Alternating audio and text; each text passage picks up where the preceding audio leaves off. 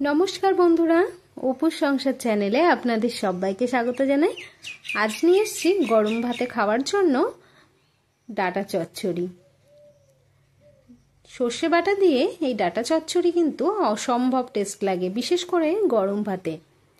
তো চলুন দেখা যাক আজ কিভাবে বানাবো এই ডাটা চচ্চড়ি। তার জন্য প্রথমেই কিন্তু আমরা এখানে ফুলেশ্বরী ডাটাকে পুরো ছালটা ফেলে দিয়ে এভাবে কেটে নিয়েছি। আর যদি এই ডাটা কচি হয় তাহলে কিন্তু এভাবে ছাল ফেলতে যাবেন না, যেহেতু ডাটাগুলো একটু পাকাই ছিল তো সেই জন্য পুরো ছালটা ফেলে দিয়েছি। তো ফেলে দিয়ে ধুয়ে রেখেছিলাম। এবার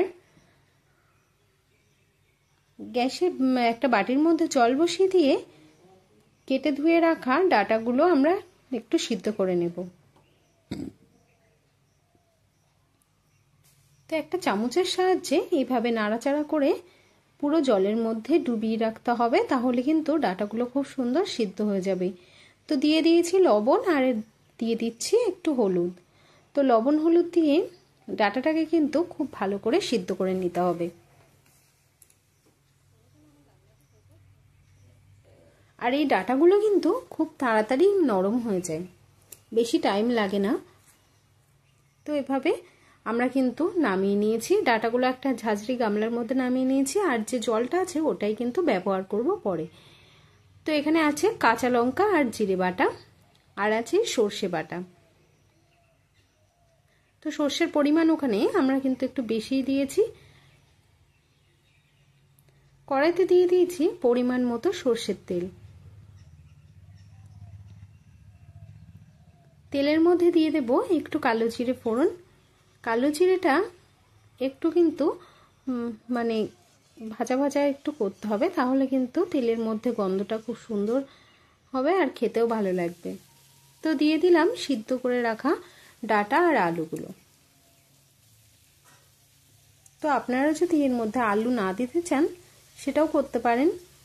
তো আলুটা দিলে আরও মাখা মাখাটা হবে, ভালো লাগবে খেতে।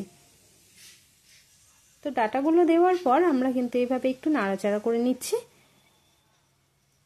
দিয়ে দেব হলুদ আর দিয়ে দেব একটু লবণ। যেহেতু সিদ্ধর সময় আমরা কিন্তু লবণটা দিয়েছি, তো সেই অনুযায়ী আপনারা বুঝে শুনে এখানে লবণটা দেবেন। তো লবণ হলুদটা দেওয়ার পর খুব ভালো করে কিন্তু নাড়াচাড়া করে দিয়ে দিচ্ছি মশলাটা, জিরে আর কাঁচা লঙ্কার পেস্ট। সেটা দিয়ে আমরা কিন্তু আবারও এই মশলার সাথে ডাটাগুলোকে খুব ভালো করে কষিয়ে নেব। আর এই রকম রেসিপি যদি আরও দেখতে চান তাহলে চ্যানেলটিকে সাবস্ক্রাইব করে পাশে থাকার অনুরোধ রইল। দিয়ে দিচ্ছি মিষ্টি হওয়ার জন্য একটু চিনি। চিনিটা দিয়ে আবারও কিন্তু কিছুক্ষণ নাড়াচাড়া করে নেব। আর এই সময় চিনিটা দিলে ডাটার মধ্যে কিন্তু মিষ্টি মিষ্টি হয়ে যাবে আর ভালো লাগবে খেতে। দিয়ে দেব সেই যে জল ঝরানো জলটা, ডাটাগুলো যে জল ঝরাতে দিয়েছিলাম সেই জলটাই এখানে দিয়ে দেব। তবে কিন্তু এখানে জল আমরা সবটাই দেব না, যেহেতু ডাটাগুলো খুব সুন্দর সিদ্ধ হয়ে গেছে সেই পরিমাণে অল্প এখানে জল দিয়েছি। তো কিছুক্ষণ ভালো করে ফুটিয়ে নেবার পর দিয়ে দিচ্ছি সর্ষে বাটা। সর্ষে বাটাটা দিয়ে আবারও কিন্তু কিছুক্ষণ নাড়াচাড়া করে নেব।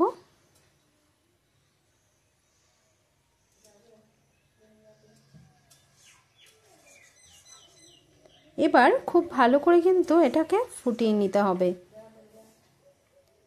বেশ কিছুক্ষণ ফুটিয়ে নিতে হবে। আর দেখুন ঝোলটাও কিন্তু অনেকটাই কম হয়ে এসছে আর একদম মাখা মাখা হয়েছে, তো দেখতেই পাচ্ছেন।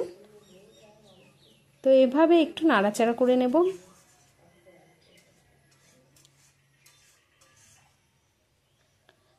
আর আপনারা অবশ্যই বাড়িতে একবার ট্রাই করবেন, আশা করি আপনাদের ভালো লাগবে।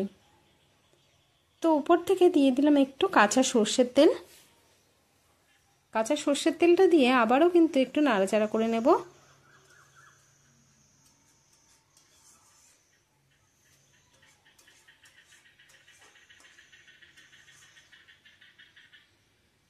দেখুন কালারটা কত সুন্দর হয়েছে, দারুণ লাগে কিন্তু। আর এটা গরম ভাতে যা ভালো লাগে, তো আপনারা অবশ্যই বাড়িতে একবার বানিয়ে খেয়ে দেখুন। ভালো লাগলে কমেন্টের মাধ্যমে জানানোর অনুরোধ রইল। তো একটা প্লেটে নামিয়ে নিলেই রেডি হয়ে যাবে আজকের ডাটা চচ্চড়ি। তো একবার হলেও অবশ্যই কিন্তু বাড়িতে বানিয়ে খেয়ে দেখুন, একবার খেলে বারবার খেতে মন চাইবে।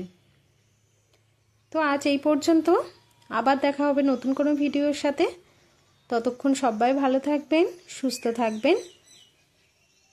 ধন্যবাদ।